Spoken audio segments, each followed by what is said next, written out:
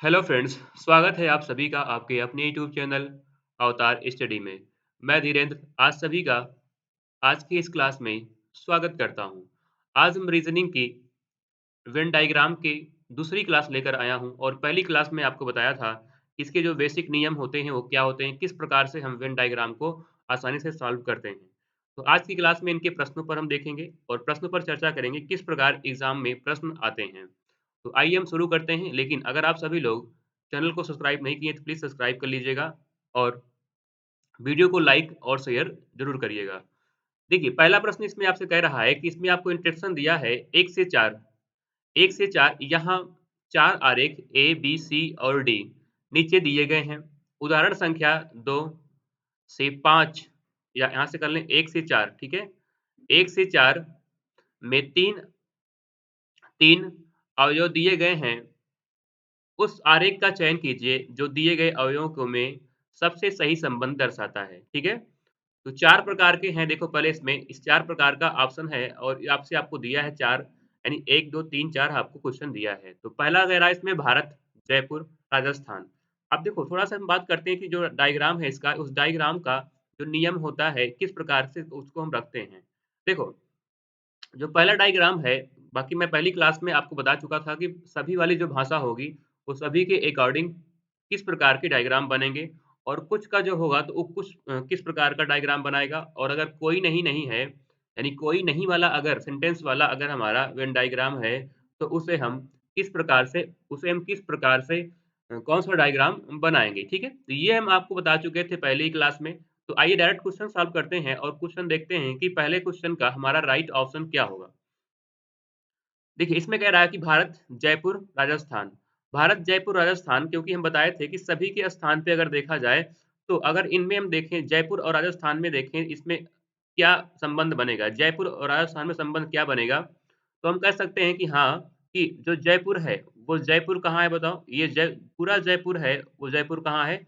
वो है राजस्थान में, ठीक है? जयपुर कहाँ है बताओ? जयपुर है राजस्थान में और पूरा राजस्थान बताओ कहाँ है? तो है भारत में। कहाँ पे है बताओ? भारत में है।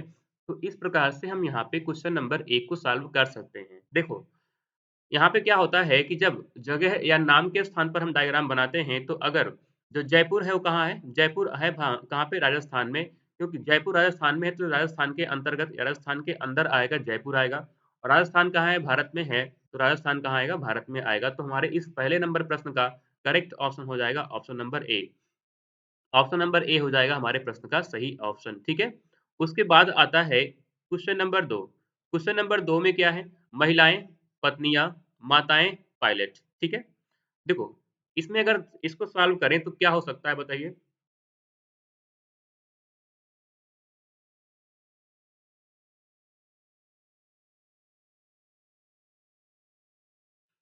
हुँ, क्या होगा? देखो यहाँ पे ये जो एक मिसप्रिंट हो गया है, टाइपिंग एरर हो चुका है, ये जो पायलट लिखा हुआ है, ये पायलट तीसरे में है, यहाँ पे। यहाँ पे है पायलट तीसरे में, ठीक है? ये यहाँ पे है तीसरे में। तो मैं इसको यहाँ पे कर दे रहा हूँ। ये जो दूसरा है केवल इतना है, महिलाएँ हैं, पत्नियाँ हैं और माताएँ हैं, ठीक है?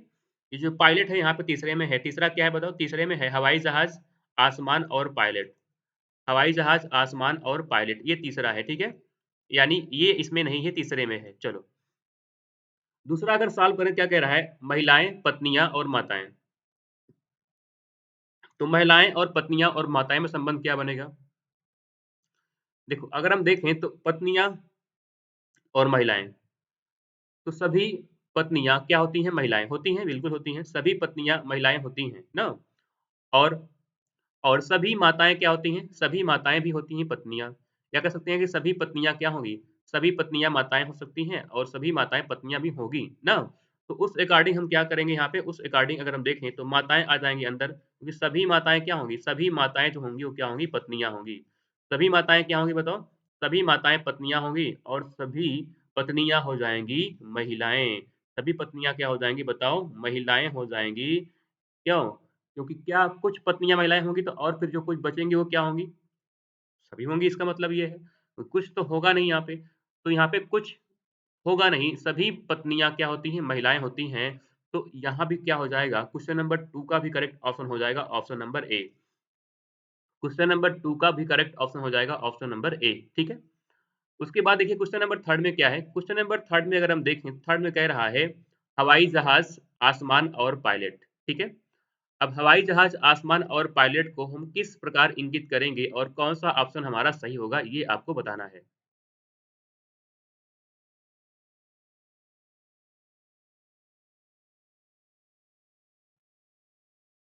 देखो पायलट और हवाई जहाज की बात करेंगे तो सभी हवाई जहाज क्या होंगे बताओ? सभी हवाई जहाज क्या होते हैं? सभी हवाई जहाज में पायलट होता है ना? क्या होता है बताएँ? सभी हवाई जहाज में क्या होता है? पायलट होता है ना? तो सभी हवाई जहाज में क्या होगा? सभी हवाई जहाज में क्या होते हैं बताओ? पायलट होते हैं, पायलट होते हैं, ठीक है? या ऐसा कर सकते हैं, 1 सेकंड, 1 सेकंड उल्टा कर दिए हम। सभी पायलट क्या होंगे? हवाई जहाज में। सभी पायलट कहाँ होंगे बताओ? होंगे हवाई जहाज में। हवाई जहाज में होंगे और जो हवाई जहाज होता है, पूरे हवाई जहाज कहाँ उड़ते हैं? आसमान में उड़ते हैं। पूरे हवाई जहाज कहाँ उड़ते हैं? आसमान में उड़ते हैं। तो तीसरे का भी राइट हो जाएगा ऑप्शन नंबर ए। तीसरे का भी हो जाएगा ऑप्शन नंबर ए, ठीक है? फोर्थ की बात करें तो फोर्थ में क्या है? Shirt, tie, pant. Sorry shirt, tie और पैंट ना? पैंट या इसको पैंट कर लीजिए। पैंट मतलब वाला नहीं पैंट, पैंट हो सकता है, ठीक है? तो शर्ट, टाई और पैंट बताइए इसमें क्या होगा राइट ऑप्शन? शर्ट, टाई और पैंट, ठीक है? शर्ट, टाई और पैंट में अगर देखें, तो देखो शर्ट, टाई और पैंट में क्या होगा? शर्ट भी क्या है? अलग होती है, शर्ट भी अलग होती है, क्योंकि क्या कुछ शर्ट टाई होती हैं? क्या कुछ शर्ट पैंट होते हैं? नहीं, शर्ट भी अलग होगी और टाई भी अलग होगी और पैंट भी अलग हो जाएगी। शर्ट भी अलग होगी, टाई भी अलग होगी और पैंट भी अलग हो जाएगी। तो इस प्रकार से हमारे इस क्वेश्चन का राइट ऑप्शन हो जाएगा ऑप्शन नंबर बी। 4 नंबर जो क्वेश्चन का डायग्राम बनेगा वो क्या बन जाएगा? बी वाला बन जाएगा, ठीक है? चलिए, आगे देखते हैं, नेक्स्ट देखते हैं अगला हमारा जो इंस्ट्रक्शन है वो क्या है? अगला कह रहा है कि निर्देश है क्वेश्चन 5 से 10 तक यहाँ पर 4 आरेख ए, बी, सी, डी और ई, ए, बी, सी, डी ही दिए गए हैं ना? उदाहरण संख्या 5 से 10 में 3 अवयव दिए गए हैं। उस आरेख का चयन कीजिए जो दिए गए अवयव में सबसे सही संबंध दिखाता है, ठीक है? देखो संबंध की बात करें तो इसमें दे रहा है 5-10 तक है, तो कह रहा है कार, बस और हवाई जहाज। कार, बस और हवाई जहाज। इसका संबंध क्या होगा? ये आप सभी लोग बताएँ। कार, बस, हवाई जहाज। क्या कुछ कार बस होते हैं? नहीं। क्या कुछ बस हवाई जहाज होते हैं? नहीं। क्या सभी बस हवाई जहाज होंगे? नहीं होंगे। इसका मतलब ये है कि क्या होगा? कार भी अलग बनेगा और बस भी अलग बनेगा और हवाई जहाज भी क्या बनेगा? हवाई जहाज भी क्या बनेगा? अलग बनेगा। तो इसमें 6 नंबर प्रश्न का राइट ऑप्शन हो जाएगा ऑप्शन नंबर सी, क्योंकि ना तो कुछ कार बस होती है, ना तो कुछ बस हवाई जहाज होती हैं, सभी क्या बनेंगी? सभी अलग-अलग हो जाएँगे, ठीक है? उसके बाद आता है 6 नंबर आपका सूर्य, पृथ्वी और चंद्रमा। सूर्य, पृथ्वी और चंद्रमा बताएँ क्या होगा? सूर्य, पृथ्वी और चंद्रमा। सूर्य, पृथ्वी और चंद्रमा का राइट ऑप्शन क्या होगा? मोस्ट इम्पोर्टेंट है सूर्य, पृथ्वी और चंद्रमा। देखो, अगर इसकी हम बात कर लें सूर्य, पृथ्वी और चंद्रमा की, तो क्या कुछ सूर्य होंगे, क्या पृथ्वी? क्या कुछ सूर्य, पृथ्वी होंगे? नहीं होंगे। क्या कुछ पृथ्वी, चंद्रमा होगा? ये भी नहीं होगा। तो यहाँ भी क्या बन जाएगा? अलग-अलग बन जाएगा। सूर्य अलग बनेगा क्योंकि सूर्य और पृथ्वी का कोई संबंध नहीं है और पृथ्वी और चंद्रमा का भी कोई संबंध नहीं है। पृथ्वी और चंद्रमा का भी कोई संबंध नहीं है, क्या? तो राइट क्या हो जाएगा बताओ? इसमें राइट हो जाएगा ऑप्शन नंबर हो जाएगा सी। ऑप्शन नंबर हो जाएगा सी। चलिए आगे चलते हैं, क्वेश्चन नंबर 7 देखते हैं। क्वेश्चन नंबर 7 में अभियंता, अध्यापक और महिला। अभियंता, अध्यापक और महिला। अब बताओ, क्या कुछ अभियंता अध्यापक हो सकते हैं? हाँ, हो सकते हैं। कुछ अभियंता अध्यापक हो सकते हैं, बिल्कुल सही है। क्या कुछ अध्यापक महिलाएँ हो सकती हैं? हाँ, हो सकती हैं। और अगर अभियंता और महिलाओं की बात करें तो कुछ महिलाएँ भी क्या बनेगी? अभियंता हो सकती हैं। तो तीनों में सम का कंडीशन बन रही है और जब तीनों में सम की कंडीशन बनती है, तो बताओ क्या होता है? तो हमारा जो डायग्राम बनेगा, ये बनाएगा अभियंता को, ये बनाएगा अभियंता को और कुछ अभियंता क्या होते हैं? अध्यापक होते हैं, ये बना देगा ये डायग्राम। कुछ अभियंता क्या होंगे? अध्यापक और कुछ अध्यापक और कुछ अभियंता होती हैं महिलाएँ, ना? कुछ अध्यापक और कुछ अभियंता क्या होती हैं? महिलाएँ होती हैं। तो हमारे प्रश्न का 7 वाले प्रश्न का करेक्ट ऑप्शन क्या हो जाएगा बताओ? Option number D. Option number D हो जाएगा करेक्ट। ठीक है। हाँ, आगे देखो यहाँ पे 8 नंबर में कह रहा है पति पत्नी परिवार। तो पति पत्नी परिवार बताओ क्या डायग्राम बनेगा? ये डायग्राम दिख रहा है आपको? पति पत्नी और परिवार, पति पत्नी और परिवार क्या है इसमें? पति पत्नी और परिवार। देखो, क्या कुछ पत्नी परिवार होते हैं? नहीं। क्या सभी पत्नी परिवार होते हैं? नहीं। क्या कुछ पति पत्नी होती हैं? नहीं। लेकिन परिवार में देखा जाए तो परिवार के अंदर कौन आएगा? पति और पत्नी। लेकिन पति और पत्नी का कोई संबंध नहीं होगा। कुछ पति पत्नी भी नहीं होंगे, ना सभी पति पत्नी होंगे। तो ये हो जाएगा परिवार, ये परिवार को दिखाएगा और परिवार के अंतर्गत कौन रहता है? पति और पत्नी रहते हैं। पति और पत्नी अर्थात हस्बैंड और वाइफ रहते हैं। तो हमारा करेक्ट ऑप्शन हो जाएगा option number B. Option number B हो जाएगा हमारे प्रश्न का सही जवाब। ठीक है। चलिए आगे चलते हैं। आगे देखो अगला क्या है हमारा? अगला हमारा एक और है वर्षा झील और पानी। वर्षा झील और पानी, तो इसका क्या होगा बताओ? वर्षा झील पानी,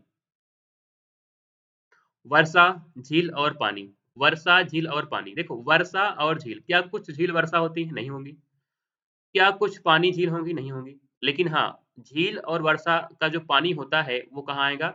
वो पानी के अंतर्गत आ जाएगा। तो पानी हम डायग्राम में ये दिखा देंगे, ये पानी है और पानी में वर्षा का जो पानी होता है वो पानी के अंतर्गत आएगा। झील में भी क्या होता है? पानी होता है।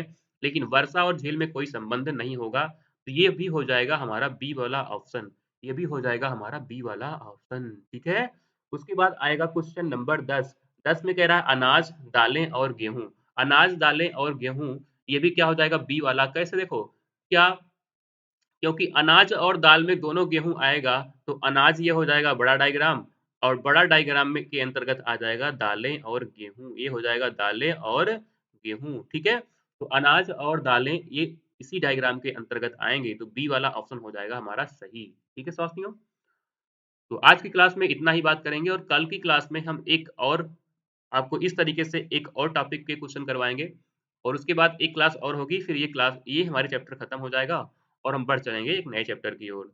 तो आप सभी लोग वीडियो को प्लीज़ लाइक करिएगा और सपोर्ट ज़रूर करिएगा और आपको समझ में आई या नहीं आई, आप कमेंट ज़रूर करिएगा। मिलते हैं नेक्स्ट वीडियो में। नमस्कार, जय हिंद।